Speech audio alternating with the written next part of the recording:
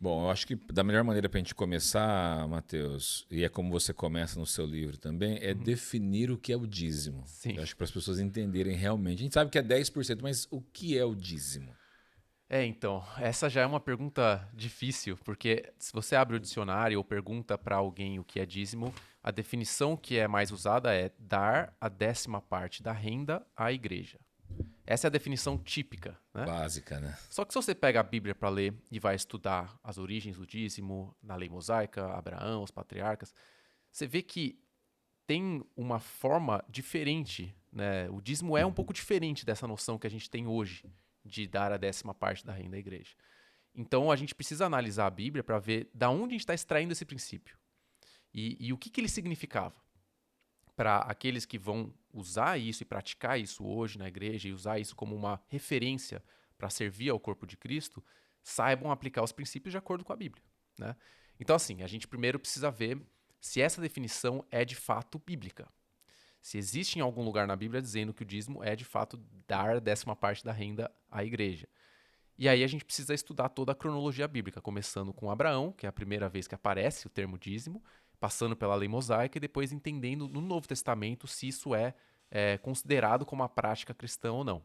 Então acho que essa que é a jornada que a gente vai ter aqui hoje para Pode, entender. pode mandar bala. Beleza. Então assim, a primeira questão que precisa ser discutida é aonde surgiu o dízimo. Como surgiu ele? Da onde vem essa ideia de 10%? Tem muita gente que fala assim: ah, veio da lei mosaica. Foi lá que Deus estabeleceu o dízimo. Mas daí você fala: bom, mas peraí, Abraão já deu o dízimo. Então antes da lei já tinha essa noção. Eu tô até com os textos aqui, se você precisar, os textos bíblicos, eu deixei todos Ah, a gente pode separados ler se aqui. precisar.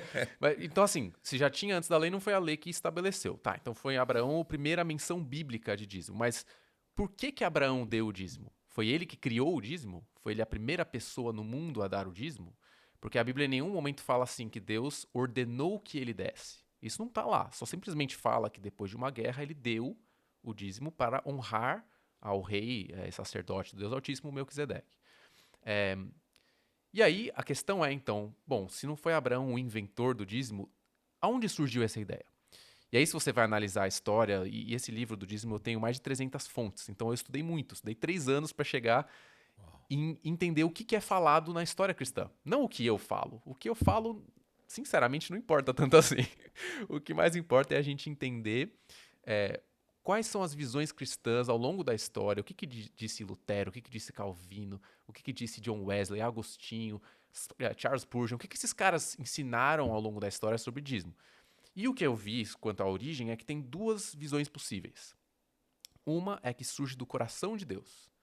Então, essa aqui é a visão que o R.T. Kendall, por exemplo, segue, que hoje muita gente no Brasil segue, que é o dízimo foi uma revelação divina que Deus deu para todos os povos, assim como as leis de não matar, não adulterar, são Os 10 leis mandamentos. morais. E Sim, uma 10 dessas morais. leis morais é essa ideia de dar a 10ª parte a Deus como uma forma de honrar a Ele por tudo, né? Então essa é uma visão possível que a gente vê uma linha de autores cristãos seguindo. E aí Abraão deu o dízimo porque isso foi revelado por Deus a ele. Em Gênesis 26 fala que Abraão seguiu os preceitos, os decretos e os mandamentos de Deus. Como é que Abraão seguiu os preceitos de Deus se não tinha lei? Entendeu? Então, Sim. assim, de alguma forma, os preceitos, os princípios de Deus já foram passados para Abraão através desse contato que ele teve com Deus. Então, essa é a visão do dízimo como E que em revelação Gênesis divina. 14, quando ele dá, a impressão que eu tenho é que Deus não havia pedido para ele Não, não ainda tem. dízimo de nada, Não né? tem, Ele não dá tem para pedido. Melquisedeque, mas sem Deus ter falado nada sobre isso, né? E aí a gente tem que presumir, porque a Bíblia não fala. Porque, por exemplo, Deus fala para Abraão circuncidar. É bem direto. Sim. Deus fala para Abraão, em Gênesis, né? Guardem o sábado. Então, você tem ordenanças ali desde o princípio que foram dadas por Deus. O dízimo não foi dado por Deus a Abraão de forma explícita. A gente não tem isso. Então, pode ter sido ou não vindo de Deus para ele. A gente não sabe. Por isso que tem duas visões. Então, Sim. uma visão é que foi, e a gente não tem o relato, mas que de fato foi. E a outra visão é que era uma prática cultural. Então, nessa visão, Abraão deu o dízimo porque, naquela época, os sumérios, os acadianos, os fenícios, eles tinham a prática de dar o dízimo. Aí eu vi essa visão, eu falei, peraí, então deixa eu pesquisar esse negócio. Eu fui atrás dos originais, fui ver dicionário assírio, fui ver todas essas coisas para tentar entender se isso de fato Foi a acontecia. fundo mesmo o E aí eu negócio. descobri que, cara, até os hindus davam dízimo. A 10ª parte, eles têm uma palavra em sânscrito, que é a língua mais antiga da humanidade, falando de dar a 10ª parte aos deuses deles. Os romanos davam dízimo, os gregos davam dízimo, os babilônios davam. Peraí, então, que história é essa, né? Assim, você tem várias civilizações com esse princípio sendo praticado. Então, na visão do que é prática cultural, ele vai dizer assim: isso já era algo comum dos povos antigos pela facilidade de dar a 10ª parte. Então, você tem 10 dedos, você dá um. Então, por causa da facilidade, os povos antigos tinham essa prática e Abraão simplesmente segue essa norma cultural para honrar alguém com uma prática da época. Então, essa visão segue isso. A outra visão E vai. que talvez ele poderia ter essa prática já em Ur dos Caldeus se ele Exatamente. fosse alguém que era adorador de outros deuses dos Exatamente. deuses caldeus. E aí entra toda a questão de. Então, tudo bem de Deus pegar uma prática cultural e colocar na lei depois? Bom, a gente vê várias questões no Código de Hammurabi, que veio antes da lei mosaica, que são parecidos, né? O olho por olho, dente por dente. Você tem várias coisas na lei mosaica que são parecidas com as normas da época. Sim. Porque também a gente vive o nosso cristianismo é inserido num contexto histórico, né? Então, então é muito interessante você pensar qual linha que eu vou seguir. Dependendo dessa decisão, você vai chegar em conclusões diferentes.